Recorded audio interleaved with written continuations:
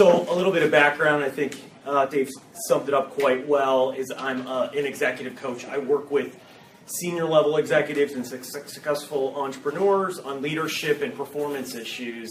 But what people come to me for isn't really what they need help on. And I'm going to tell you, a great story as well as kind of some background today and some things that you can take away from. I think that'll be really helpful in building relationships. And it's some topic that usually most people won't bring up. Today we're not going to be talking about necessarily the tactics, but the biggest things that are holding you back. So a great story was I was in Boston and New York this week in business meetings, and I'm starting to do a podcast and actually a video podcast in person, which really not many people are doing. And you've gotten some great stories, and one of the best stories I have had is I went and visited the CEO of TableList. And he was, if you haven't looked, you can Google it. It's all over CNN, New York Times, Wall Street Journal. There was a big festival called the Fire Festival, and it's the biggest festival, like music festival ever at the high end. It's produced by all these Hollywood people like the Kardashians were involved, and they did this a little while ago, and they made it on an island, and it blew up at the biggest disaster of all time. There was no food. They oversold this.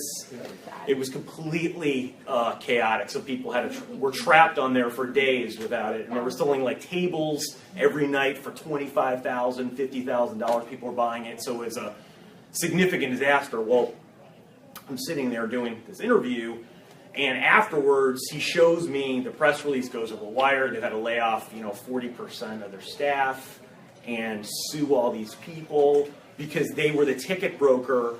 And the credit card processor went through and processed people's money. Well, they issued the tickets, and then it went over to the company that was producing this. Well, as a ticket broker, you hold back like 10% of the money. I mean, they figured out what to do. Well, the problem is that the company that was putting this on told everyone that they were going to give them refunds, but they filed for bankruptcy. So the person I was interviewing, basically, at that point, they don't have $3.2 million. The startup, they're doing well.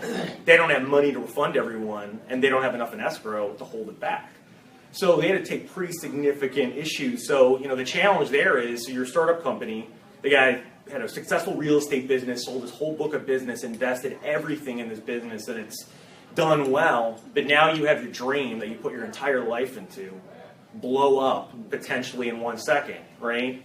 Well, the key is the relationships that he has with his investors who are going to be behind him, and they're going to come out of this some form or fashion. Now, it's going to be really tough and challenging, but lessons learned, and then the relationships you have are what is going to propel the company forward, and I think that it will do really well down the line. So the key is you have to build these relationships with people ongoing, and it's not something that happened when he started this company. It happened a long time ago. And really, I think the first part when you start building relationships, and I think people really don't think about it, is an internal perspective. Like when my clients come to me, they'll talk about external things like I want to be a better leader, I want to be a better manager, my culture's not going well, I feel bored, I don't know how to make a transition in my life. And those things are all true, but what stops people is an internal perspective of their fears, survival patterns, things that had happened to them when they were under the age of 7 years old, and other trauma associated with that. And I think that's the key thing when you start thinking about building relationships is you have to do some deep self-inquiry. Otherwise, what happens is your fears will hold you back, right? So what happens is if your parents told you as a little kid every time to shut up and not to talk, you're going to have a very difficult time entering rooms and talking to people. Now, are you going to be able to force yourself and do that? Yes, you can, but it's going to continually be really difficult because you haven't dealt with those issues. And so the key thing first is really to deal with the internal things, and then you'll be way more successful externally. Otherwise, what's happened, and I'll go through this, is it's possible for you to be successful, but it's going to be really difficult. And so something that I go through all my clients, and I'll sort of speed through this for you all today, is what I call the anatomy of change. And I teach people how to change, why they get stuck, and really what goes on in that process to fully understand, like, what do you do as a first step, right? Whatever it is. And the key thing is that we all have survival patterns, right? And these survival patterns stem back from, caveman days to keep us safe, right? And so the fears at that point were survival, and so they were real.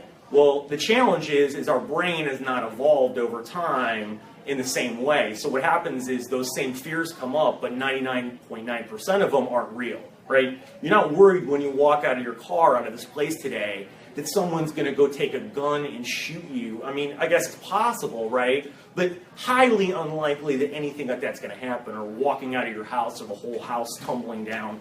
But we create all these fears in our head that feel like death all the time, and so that's what holds us back. And so what we have to do is deal with those fears and turn them more into patterns of purpose by understanding why we've gotten to the place we've gotten and all the things that happen. And I think when I do this for my clients, and I think when other people do this for yourself in some form or fashion, you'll get more crystal clear on why you are where you're at and what steps that you need to take going forward. And the challenging thing is it's a little bit hard to do this because these are your blind spots, right? And you wouldn't have them if you could see them. You'd figure them out. And so you need to find some way to find a coach, a mentor, other people where you can have people give you perspectives on what's going on, and it will make a massive difference. And probably it's the biggest difference because I just went back to all of my clients and I asked them, like, what was the biggest impact that it did for them, and every single person said to me in the first 6 to 8 weeks was the things that was life and business changing. And at first I was like, well, geez, does that mean the other things I'm telling you aren't important?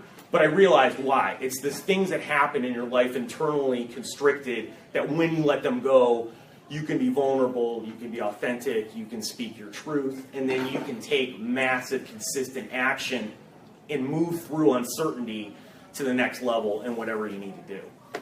And so the first step in taking a look at really why this happens is you have the first layer, there's a behavior that you need to change, right? And you can think about this like a New Year's resolution people make, right? People say they want to lose weight, they want to get in better shape, right? So, they'll do whatever they normally do, right? They'll start going to the gym. That's why when you go to any facility, you'll see an influx of people the first few weeks. Well, the problem with that is it's not a real complex formula, right? It's eat less or eat healthier, right? And then work out more than you are doing. But the challenge is that you go through this process and you are trying to force yourself to do habits that you've formed the other way, right? So you have neural networks and pathways in your brain that are set in motion and that have been formed and that you have to change. Well, the problem is brute force rarely works for people. And if it works in one area, it doesn't work in the other, because you'll have all these things that will go on. One will be, let's say in your head, you have a story that's saying, I have to go 5 days a week. Well, if you go 4, you feel like you failed and you can't push through this. And there are other things that go on at a behavioral level that prevent you. So then a lot of people give up at that point and then they just stop, right? Well, the layer below that is the story level. And the story level is the external stories that you have around you, about the world around you, right? And these could be, I'm not in great shape, so it's holding me back from being better in business, or having a great personal life, or being a great manager, or whatever it is. And these stories seem very real to you, and that really holds you back. And we formulate stories in our life in an interesting way, and one of them are through conspiracy theories, and then confabulations. And what a conspiracy theory is basically we have very little facts when we come to conclusions. Then a great example would be, let's say you're in a business meeting and the leader of the group asks a question. You give an answer, and then the person across the table, they roll their eyes. And the first thing that people think is that person doesn't like what I said, they don't like me, or something about me irritates them. Well, that story is you're filling in the blanks. All you know is you looked across the table and they rolled their eyes. Perhaps they got a text message from someone that you didn't see that upset them or annoyed them, or they're thinking about a project that's really overwhelming, or maybe someone else upset them. But you jump to a conclusion immediately about that and fill in the blank, right? It's a conspiracy theory just like JFK and all the rest of it. But that's how we live our lives. And when you think about it, most of the times you have very little information when you make these conclusions, right? And it causes us a lot of problems. And so that is how we create things on a story level. Now, a confabulation is the other one that happens more as well, and that's a lie told honestly. And those are things that you believe to be true but actually are not true. And they did a study a while back where they brought people into a room and they put 7 pairs of socks down and they asked them to give answers on why they liked which pair of socks. And so every single person gave detailed reasons on a certain pair of socks. Well, the challenging thing is all 7 pairs of socks were exactly the same. But these people believed their answers back, right? So between conspiracy theories and confabulations, it's how we really build most of the stories that we have in our head about the external world. Now, along with that, your little voice inside of your brain says, when you New Year's resolution, and I only go 4 times during the week instead of 5, the little voice in your head says, see, I told you so. See, I told you wouldn't be able to do this.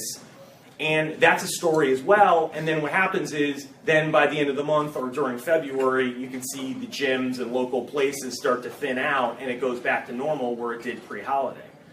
And so the challenging thing is most people get caught up in these loops the rest of their lives around certain things, so they stay stuck. So they say to themselves, I wonder why I can't start that business. I wonder why I'm having problems managing people. I'm wondering why I can't build a great culture or be a great leader or whatever it is. Or I can't have great relationships in my life on a personal level. Well, the problem is when you get caught in this loop, you just keep going around and around and around, and you start a new behavior about whatever it is that you're trying to change, and it doesn't work. Well, the key thing is sort of like an iceberg. It's what happens below the water that will make or break you. And the key thing about creating change out of this whole process is that for people, it takes little tweaks. It's not a massive change. I rarely find people who have to make massive shifts. They're usually little things that they're doing that they don't really know, that if they change them, they'll get a massive, massive lift in either their business or personal life or both. And so the first layer below the water is an emotional level, and that's your emotions. And one of the things that happen is that we don't listen to our emotions, and really they're our early warning system. And I find that successful people and entrepreneurs who are really successful, for the most part, can hone in on this in some form or fashion. They may not have it necessarily down all the time, but what they're really good at is when they feel uncertainty, they push through it. Because they understand, even on a conscious level, fear is a compass moving them forward. So they will do whatever it is that scares them the most and continually do this. And they'll be able to take leaps of faith and move forward where other people can't, and move through more uncertainty and manage it in a healthier fashion than someone else's. Because they understand at an emotional level, when you feel like something in your pit of your stomach is there, or maybe it's in your throat, or maybe you start to sweat or something, what that is your emotions telling you that there's something going on that you need to really stop and take a look at that point. Right? And then for people like that, successful people, they push through it. Because they know at that point that is moving through uncertainty and that is necessary for them to grow and move to the next step. Now, in the world we live in, the challenge with that is that, we buy pills, we buy other stuff, everything to make ourselves feel better and not deal with the pain. And that's what happens at an emotional level. Shame starts happening because shame for people starts at a point where you keep it inside of yourself. The silence then goes to judgment, which goes to secrets, and then at that point it just takes a spiral down because you don't talk about it anymore and you don't deal with your emotions and you push them down. Other people deal with compartmentalizing it, and you can be successful. There are people that can compartmentalize their business and personal life and everything else and do it, but at some point it all comes crashing down. And it comes crashing down in a big way, and you have a major problem that goes on that brings you to your knees in probably every aspect at that point because you haven't dealt with this for so long. And so the key is, at an emotional level, is to realize something is going on and that you need to start asking questions internally and also to ask other people, whether it's in a support group, in coach, whether it's a mentor, and really get some help about what all is happening at that point to cause the challenges that you're having and the feelings that are going on. And so, you have a behavior, a story level, and the emotions, which is the first, your early detection system, right? And then the next layer below that is limiting beliefs, and that's self-limiting beliefs.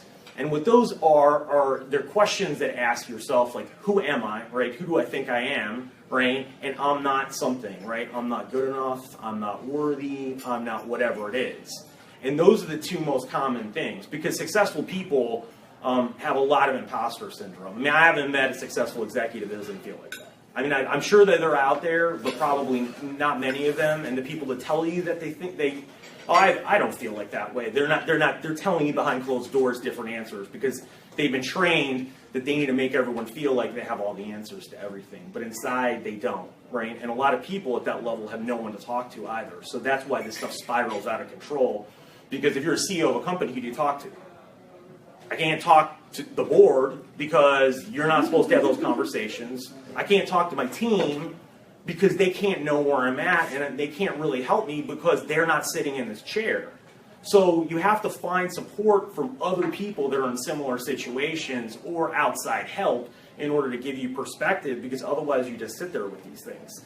And then you have all these limiting beliefs that then start to formulate who you are, and they create the blueprint of how you feel about yourself.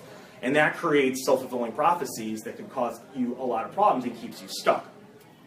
And the last level is what I call really, your original intent. And that really what that is anything that happened at the age of 7. Some people argue it's under 10 years old, but it's close enough. Or the other part of it is you've had significant trauma in some form or another in your life. This will play into the same layer. And the challenging thing growing up is our parents did the best they could, right? I mean, it's not, and this is not to say something is wrong with them necessarily, but what happens is when we're young, we learn, accept and model behavior. And the challenge with that is it plays throughout the rest of our life, and because it's ingrained in us at that point on a biological level, and it's how we see it, we turn into habits. We don't notice the things that we're doing, just like breathing. But we internalize all these things that are happening, and they're creating who we are today. And positively, and also in a way that's going to hold us back. And so we have to deal with that level in order to really get through. And if you don't really take stock of all the things that happened at that point, it will really hold you back. And so an example I can give you that I worked with a client probably about 2 years ago, and I was in a group setting, and it was a sales training for sales managers. And we went through this, and she was like, I want to sell more. And I'm like, okay, great. I mean, that's a pretty obvious question in that setting. And I started to ask her, what are the stories that are going on in your head? And she's like, I just hate getting on the phone and just dealing with people, and it just becomes overwhelming. And I thought that's interesting. And so we went through the emotions, and I was like, what are the first emotions that you're feeling? And the first thing she said was shame, which is really interesting because that's not something you normally would hear. And so we went through a few more questions, and we went down to some limiting beliefs, and she said she didn't feel good enough, right? And then the next thing I talk about what images or when the first time you really felt this. And she told me that when she was, and obviously probably best case to find someone else who's more of a trained professional that can help you, but you can do it in support group with peers and go through it and at least get to some point where you get deeper at it, and maybe you can work through it and figure this out, but you may not be able to. But that's the key, because someone else can see things about you.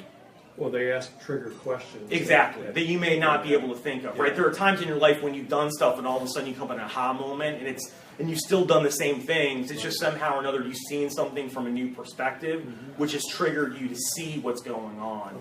And that's the key part of that. And the challenge is we're human beings, we have blind spots, and they're there to keep us safe, so it makes it really difficult to identify this. Like when I learned this and going through this process, like I had to have someone point stuff out. It was really, and even today I have to have other people around me because there are things that I will still justify, push away, get defensive on, and then someone else can say something to me and I'm immediately triggered and saying, that's a story I'm making up or a limiting belief. What do you think? And then take some stock into it and then take action right immediately, and I push through it a lot quicker. And that's what you can do over time. You can use this as a system to saying, instead of living your life like this, and that's what 99% of the people do, you start getting the peaks, and then your valleys get a lot lower. Because you stop getting down this low, because you start going through this process and asking questions quicker, and then you can make higher highs as well as you go. And then that's how people who create mastery do that, right? What they do is they have knowledge, meaning, and they have systems, strategies, tactics that they best practice that they're modeling, right? They're from other people, because everyone's done everything that you want to do already. There's very little that we need to invent that someone else hasn't or tweaked a little bit. And then they're getting coaching or mentors to help them so they can fast track the learning, and then they get support, right, by something like this, or other mechanisms that they're having. When people can put that together, that I've seen this from people, and that's where the mastery level has, and then people make the most progress through their life versus other people who don't. That was a great answer. I appreciate that. Thanks. Let me ask you Very a question. comprehensive. Because you, and I'm going to kind of bring you back, narrow in. So what's the major story that you had to overcome to be doing what you're doing now? Well, I mean, there's probably a lot. I mean, there's several of them. I think one was, that I was working another business with someone else on the side, and I thought that I was Robin, not Batman. Okay. And I didn't. I had the self. And you wanted to be Batman? Well, you need to step forward in your own life and do that, right? And the thing is, I made up a story that I was better in this role, and this would enable me to get where I needed to go quicker. Are you happy being Robin? If you are, then... Well, then you are, right? But the reality is, for me, that was a story and a self-limiting belief. You rationalized it, that it was okay. Yeah, exactly. Because I felt like that I wanted to do it with someone else at that time, because that was a relationship for me, and I thought that was really important, and I would feel better if that happened. Mm-hmm. But I realized that it wasn't, and that it was holding me back, because ultimately I needed to do this all on my own, right? And so that was like one of them. I think the other one was the fact that growing up, my parents got divorced, and my mom worked as a nurse anesthesiologist in Chicago, and she worked overnight quite a bit. So I was on my own, probably at 6 years old, sixth grade onward, doing stuff. So I didn't have any neighbors or anyone, so I was home 3-4 nights a week doing everything for myself. So when you get so set in your own ways of having to help, because it was survival mode. Like if I didn't make my lunch, I wouldn't eat, right? And if I didn't wash clothes, I wouldn't have anyone. So I didn't have a choice. So when you get to that point, asking for help becomes really difficult, because it's ingrained early on, saying if you don't do it for yourself, it won't get done. Now, that's not reality, but when you do it for so long, you feel like that, and it sort of puts you back where it feels like death. So to ask for help was even harder for me than it is probably for most people, and I just had to do it, right?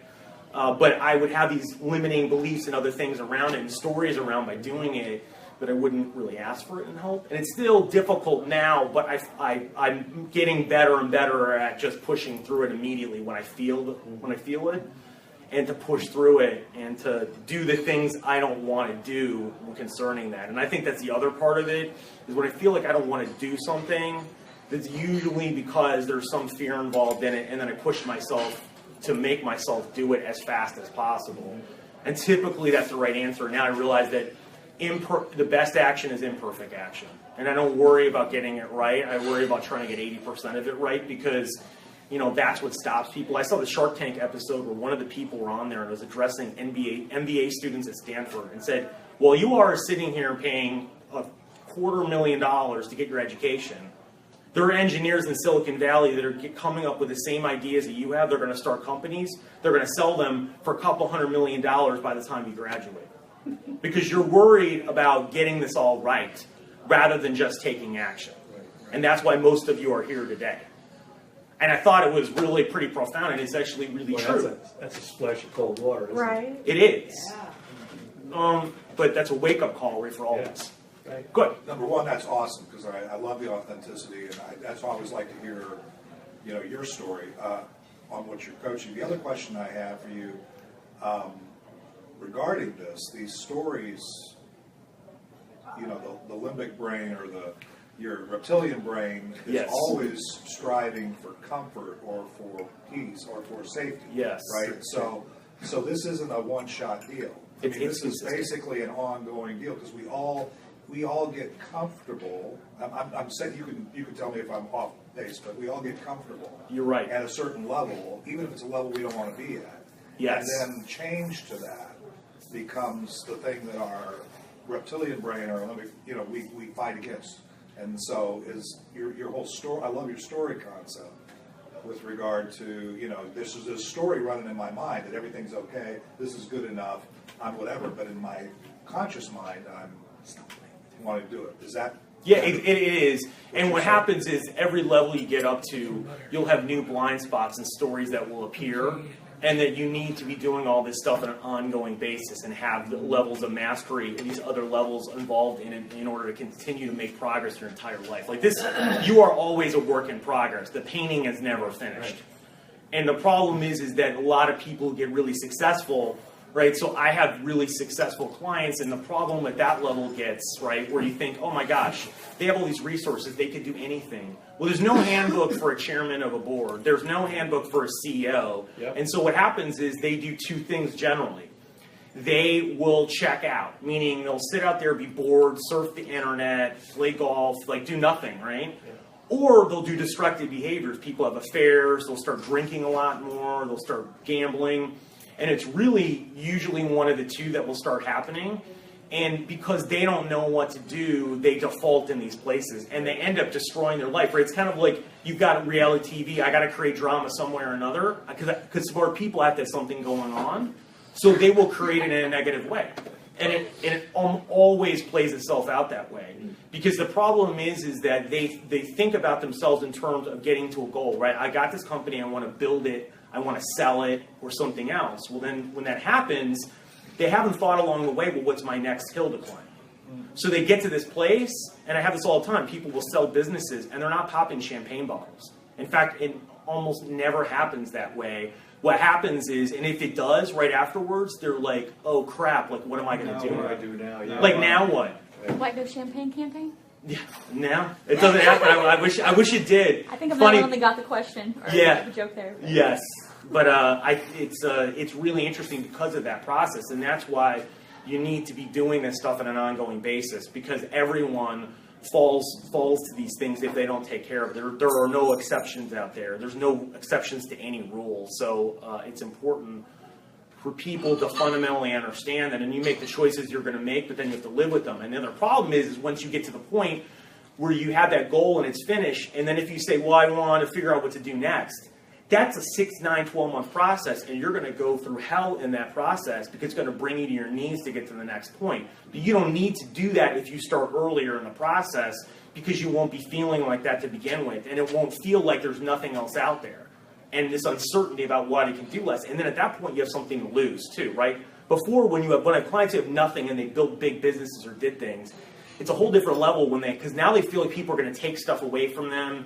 They could lose everything. They could be back to that place where they felt that pain, where they didn't have any money. They were living in a rat trap. Well, that thought brings through their head, right? But we don't look at it like, oh, that person has a couple $100 million. Like, what are they going to think like that? Right. But their mind doesn't think like that. It brings them back to those early days. And so, as I've been doing podcasts and asking people, I'm asking about their story arc and bringing them back to those days when they felt like everything was going to fall apart. And every person has multiple times like that. And it constantly in their head, when I ask them either on camera or off, when they're in those situations now, those other ones come back. Yeah. They're reliving them throughout the rest of their life. And I think as people, when we want to be around smarter people, we have to ask them what their story arc.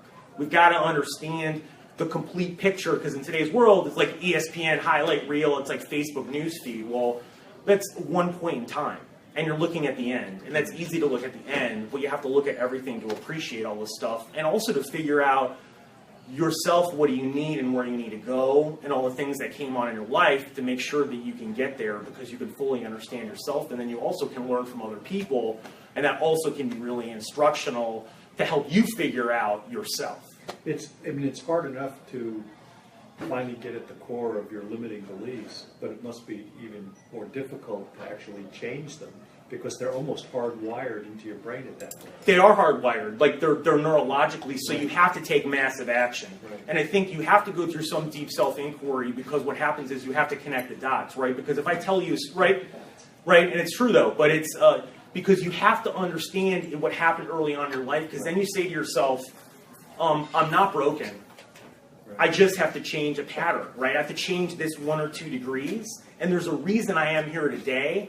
Yes, I've got to be accountable and responsible for it, but it's not my fault. It's not like I'm some person that's like bad or horrible, or I've created all this myself. There's a reason you got where you got. So correct me if I'm wrong. What I'm hearing is that original intent, as you described it, is things, a trauma that happened to you before 7 and 10 or whatever. Yeah. So, and then those things tend to develop or create for you your limiting beliefs. Okay? Yes. So that's really, you have to go back to those things and figure out, oh, okay, this is what happened, and this is how I perceived it, and these are things I believe about me and the world now because of this, and this is what I need to change. You know, what emotion? And because I believe this, it creates these emotions for me, and then I need to change these emotions in small changes. Yes. Not huge changes, but small changes, and you start that through a little bit of self-talk And sharing your story with people that have earned the right to hear it, right, as well. Okay. Right, gotcha. Cool, great. And then and if you look at people like Oprah and you hear her story, you look back in time what happened when she started actually sharing her story, but happened when she was a young girl.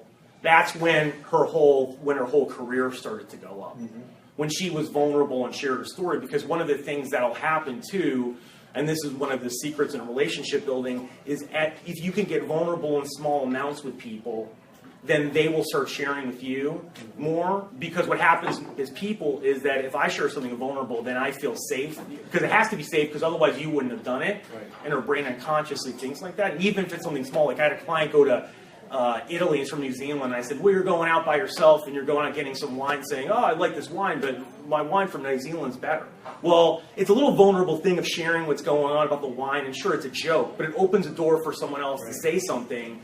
And he had some amazing conversations compared to the ones where he just started out saying, hey, hi, or whatever. Right. It's just going along and doing some stuff. So I think that's like one of the keys is to share more about yourself. I think there's some key there, because John Maxwell says that people really don't care about you or anything until they know that you care, and that's the core for leadership, is to ensure that people understand you care about them, and then they'll follow you to the gates of hell, essentially. Yes. But the key now that I've been finding is that for people to understand that you care, you have to be vulnerable.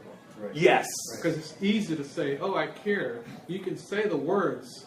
You can even smile or whatever. Right. But if you don't really, really care, and you're not connecting on an emotional level, they see right through that, and they don't respond. Yeah, because liability and competency, I take a back seat compared to that, and I've read enough on that's a key process. Okay, Ray Ann had a question. Okay, sorry. I have a quick question. Sure. What do you can't remember a lot from that time frame?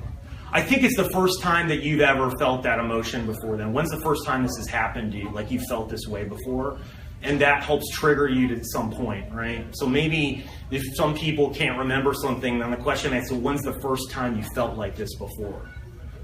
Right, and then that helps you bring you in some moment where you can start dissecting that moment and better understanding it. And then sometimes that will trigger you remembering other times earlier that it happens. But it's usually the same. It manifests itself somewhat the same, so you can kind of deal with it. It's just easier to see earlier on, because then you can see the pattern.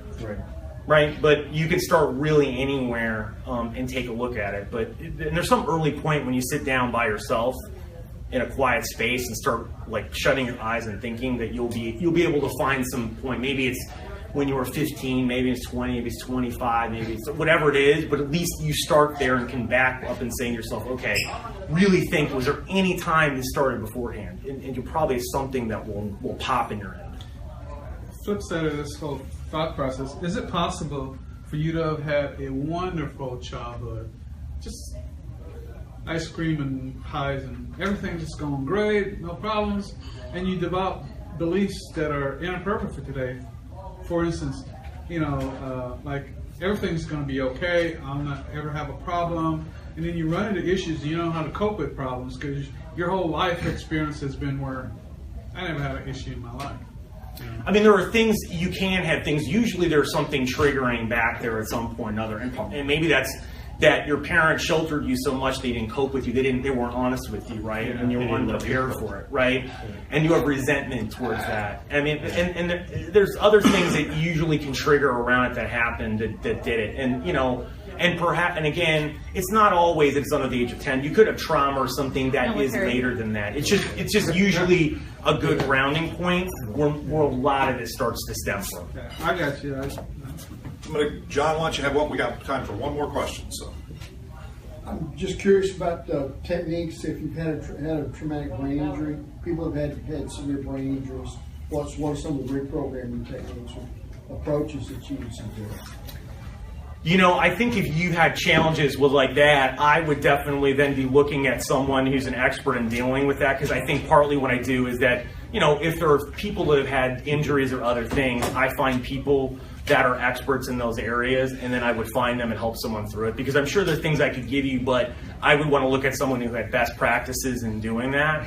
And I would bring them in to do specific things and then manage it in between, right? So then I could control everything that was going on, but you find little people like that. And I think, you know, as a coach and someone else like this, I don't have to have all the answers. I just got to have a great network of people across the world that I can bring in on certain specific things when I know that it's in the benefit of someone else, and it's short little things.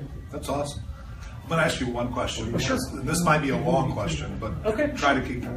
When you hear you talk about changing your story and the head talk, a lot of times you hear this term called "fake it till you make it." What do you think about that? You know, I think there's some validity. I think what the key is that you have to put out something and then you have to push through it and create. And I think the faster you can take action, you can get evidence. Right. I think It's sort of Grady's just do it. Do it anyway. yeah, if you do it anyways, what happens is the fake it to the make it thing steps to the side. Really, I mean, actually, you're focusing too much on that. Right. And that, like, if you're sitting in this room and like you're quiet and want to ask a question, well, then to get over the fear of asking the question, you can tell yourself, yeah, I ask questions and it's awesome, or not making fun of you or doing whatever it is, and they're actually supportive of it. Well, then you're going to take it more, right? So I think the key thing is there is taking massive action and consistent action than to retrain your head into habits, and that's really the fastest way. Rather than going through all this fake it or make it, you know, back and forth, and is it right, is it wrong, right? Because I've heard it. Just do it. State it. Act as if. Yeah. As opposed to fake it. Too. And it's actually yes. different. Just do it. Well, Jason, Okay, cool. it's been awesome. Thank you very much. Appreciate it. Great guy. Great guy. Maybe you need a breakthrough. Maybe you're trying. Maybe things are really good and you just are stuck. You're stuck at that level. You're just, how do I take it to the next level? Maybe you need a breakthrough because this isn't getting it. I'm on a path and I'm not even sure necessarily where I'm going.